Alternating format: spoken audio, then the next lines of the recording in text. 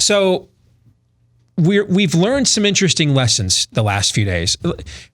We've already learned, and we've already spoken on this show, that we need to reevaluate our entire relationship with China, the outsourcing of our manufacturing base, our pharmaceutical base, et cetera. And we're not nearly self-sufficient enough as a people.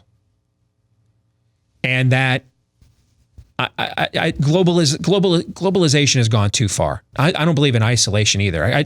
You know why? Because I don't believe in false choices. That's why I don't believe in America's the mall cop, or we can just trade wampum with jihadists and change their minds. I don't believe in anybody's dogmas on these fronts.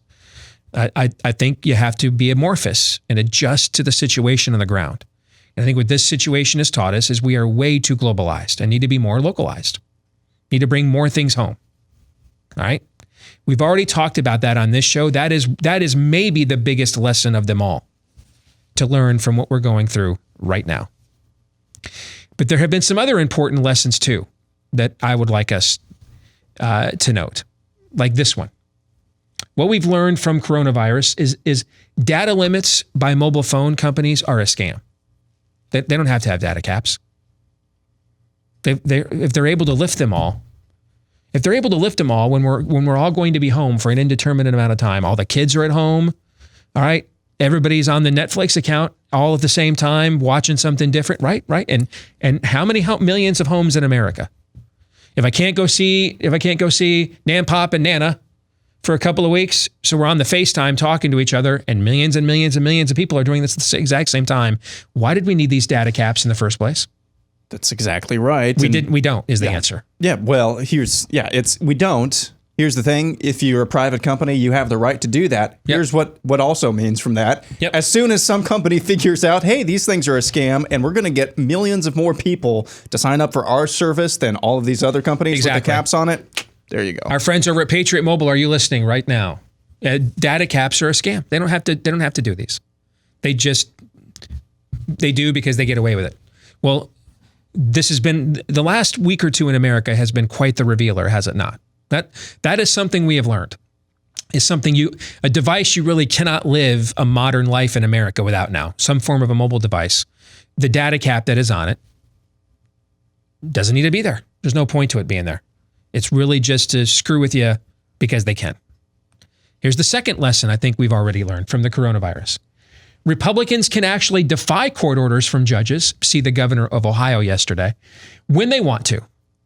Here's the key part, though. They just don't want to, and actually have hidden behind these court orders all these years as an excuse for why they don't have to take political risks. It's never been illegal for an executive to defy a court order. The Supreme Court is not supreme over the other branches. The judiciary is not the supreme branch. That is not true.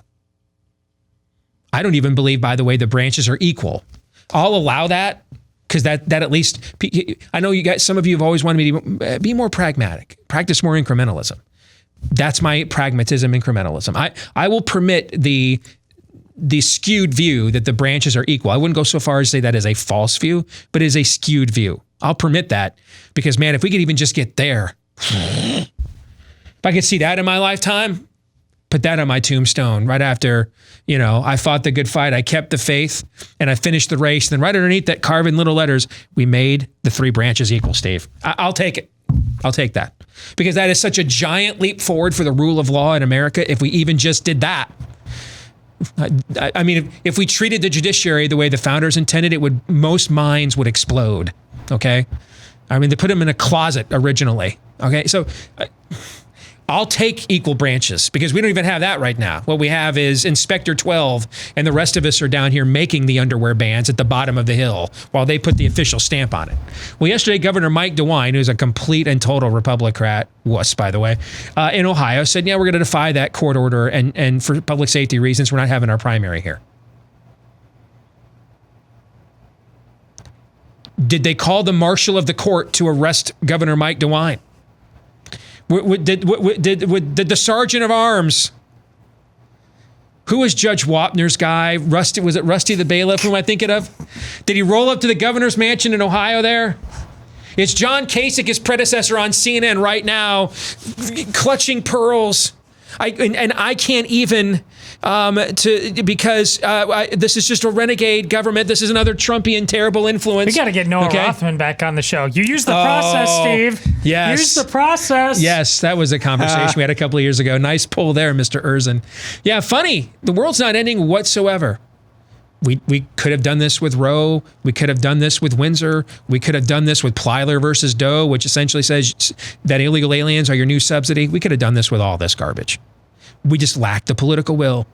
And what have I always told you on this show? We are not a nation of law, and we never have been. We are a nation of political will, and we always will be.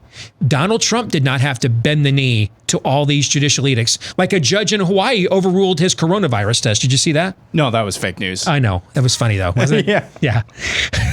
But all the other stuff that he's done, he didn't have to. He could have just told them, nah, but thank you. Yeah. We're going to go ahead and ban that travel from those Muslim countries overrun by jihadists. And if you don't like it, guns up, so to speak, and I'll see on election day, and the American people get to decide whether I get to do the job, not 9 judges on the Supreme Court. How you like them apples? He could have been doing this all along. Could have done it all along. Just chose not to because he lacked a political will. Didn't want to take the blowback. Would fire up the other side's base. The whole system would come down on him. He's already fighting an impeachment and fake Russian collusion allegations. Doesn't need that fight on his hands. Remember when he was going to defy the courts on the census? And they brought all the conservative media there to the White House to talk about social media bans. And that was the event that he was going to announce that he was going to defy the court and order the Department of the Interior or Homeland, I can't remember which one oversees the census, but to include the immigration question on there anyway. Yes. And Bill Barr wouldn't go along with it. Because, Bill Barr's, loves to give speeches about, the deep, sinister forces that are at work in undermining Americana while not doing a damn thing about it. Because he's a Bushy. That's what most Republicans are like. They give a great speech on these topics. He even gives a better one than most of them do, and then does nothing, less than nothing about it. Less than nothing. And that's why he didn't do it, because he's in the middle of an impeachment. He didn't want to have Bill Barr turn on him. Couldn't afford that, he thought. Again, it's about political will, not about the rule of law. We didn't have to obey these universal injunctions this entire time. Didn't have to do it the entire time. No, my answer is no, but thank you. Your opinion is rendered. The American people may decide they like your opinion more than mine. And if they get to do that and they vote me out of office, then somebody else will replace me who does what the Supreme Court says is the proper view of the Constitution. And you are welcome to enter into your opinion. You are not welcome to just make orders and create law. You cannot do that. And so it'll be up to the rest of you now whether you let Republicans get away with doing this to you for the rest of your lives. That's why we're having this conversation now, because I'm pretty confident, since past history, without a paradigm shift, past history is always indicative of future performance. I am pretty confident that we're going to memory hole all this about 10 minutes after everything goes back to normal here in a few weeks or months. That's why we're going to put all this stuff on video, on the record right now, so we can say later on, remember when we told you, why are you letting them get away with this? So don't let any more Republican executives get away with, the courts told us what we had to do. And it was just, some pagan judge from the 666th district of Babylon, and my hands are tied, okay? And my advisors are telling me there's nothing I can do. That is complete and total horsebleed. That's a lie. That's a lie from the pit of hell. And that lie has been used by these leftists to undermine more of the original intent of this constitutional republic than any other lie that's been told in our lifetimes has been. And you learned last night, it's a lie. They don't have to do that. They can go their own way when they think it's the will of the people, because who's actually accountable to the people directly? The judges or the executives? The executives. That's why they were given the power to execute and not the judges. And if you don't like the way they execute, guess what you get to do with an executive? Vote them out of office. If you don't like the way the judges opine, guess what you get to do? Well, not a damn thing. That's why the power is in the hands of the executive and not in the bloggers in black robes. Here's the next thing we've learned already from coronavirus. Payroll taxes are bad for the American people, just like conservatives have said for years, if not decades. They're a terrible deal for the American people. That's why they're working so feverishly to try to get rid of them, because they're bad. It's bad. It's bad. Yes, Dana Carvey, George Bush, you're right. They're bad. So all the stuff they're saying right now, keep a running list of the regulations they're getting rid of and all that stuff right now. All the stuff that they're doing right now to stop us from suffering a Great Depression, when they try to put it back in place when this is all said and done again to get their power back, don't let them. That's a lie. They don't need any of this. They don't. Well, Steve, we won't be able to balance the budget. We're $21 trillion in debt. Really? Screw you. Give me my damn money back. You got enough of it. Can I get an amen on that? Amen. No. Just print more, because that's what we're doing anyway. Just print more money. Just print more. In the end, as long as our nuclear arsenal is more powerful than anybody else's, no one's calling the note in. So just print more money and give me mine back. I worked. Thank you. Next thing we learned from coronavirus already. Illegal aliens, drug cartels, and human traffickers matter more than you do.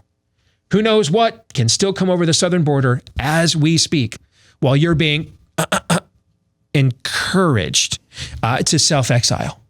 Cuck-a-doodle-doo. Indeed. Yeah, you're being encouraged to self-exile, but that's all right.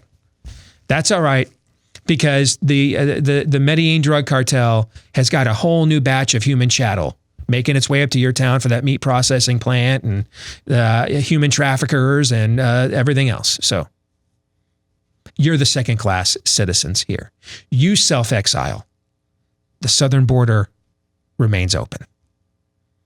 And the fifth thing we've already learned, and this echoes what our friend Matthew Peterson at Claremont Institute talked about recently, there is much we leave our homes and families to do professionally that we just really don't have to.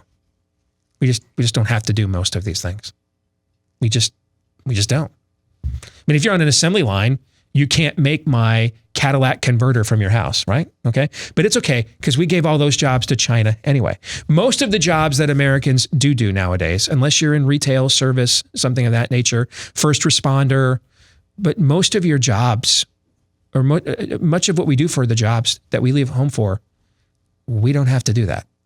We just don't.